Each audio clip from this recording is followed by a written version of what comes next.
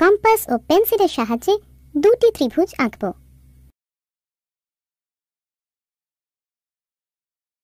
আমরা জানি যে সর্বসম ত্রিভুজ কতগুলো শর্তের উপর নির্ভর করে।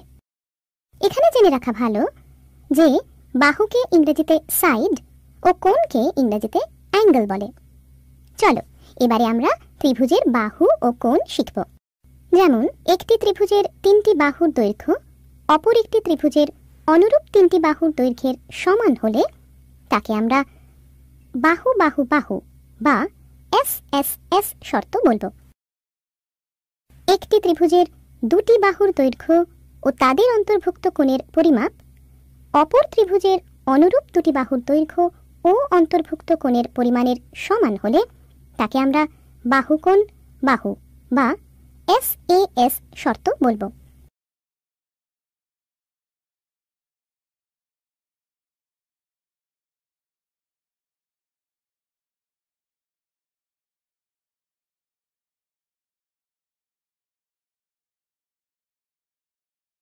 এবারে আমরা অন্য আরো দুটি ত্রিভুজ আঁকব। এই ত্রিভুজটির দুটি কোণের মান ও একটি বাহুর দৈর্ঘ্য অপর একটি ত্রিভুজের কোণের মান ও অনুরূপ বাহুর দৈর্ঘ্যের সমান হলে তাকে কোণ বাহু কোণ বা ASA অথবা কোণ কোণ বাহু বা AAS শর্ত বলবো। এবার একটি সমকোণী ত্রিভুজের অতিভুজের দৈর্ঘ্য ও একটি বাহুর দৈর্ঘ্য অপর একটি সমকোণী ত্রিভুজের অতিভুজের দৈর্ঘ্য ও একটি বাহুর দৈর্ঘ্যের সমান হলে তাকে সমকোণ অতিভুজ বাহু বা RHS শর্ত বলবো। অর্থাৎ দুটি জ্যামিতিক চিত্রকে সরিয়ে বা ঘুরিয়ে বা দুভাবেই একটির সাথে অপরটির মিলে যাওয়াকে সর্বসম বলা হয়, আর এই ধর্মকে সর্বসমতা বলে। আমরা দেখলাম যে ত্রিভুজের সর্বসমতার ধর্মকে কয়েকটি ভাগে ভাগ করা যায়।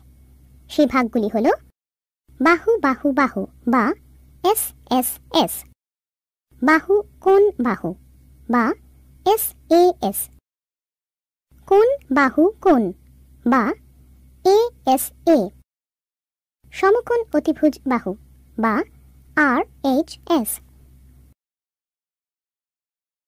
দিয়ে কিভাবে কোণগুলি নির্দেশ হয় তা দেখে নিই। এবার আমরা দুটি ত্রিভুজ আঁকব, একটি ছোট ও একটি একটু বড়। ত্রিভুজ দুটির কোণের পরিমাপ এক, অথচ দুটি ত্রিভুজ সর্বসম নয়, কারণ একটি ত্রিভুজকে অপর ত্রিভুজের ওপর বসালে সম্পূর্ণভাবে মিলে যায় না। এই ত্রিভুজ দুটিকে সদৃশ্যকোণী ত্রিভুজ বলবো। অর্থাৎ একটি ত্রিভুজের তিনটি কোণের মান অপর একটি ত্রিভুজের তিনটি কোণের মানের সমান।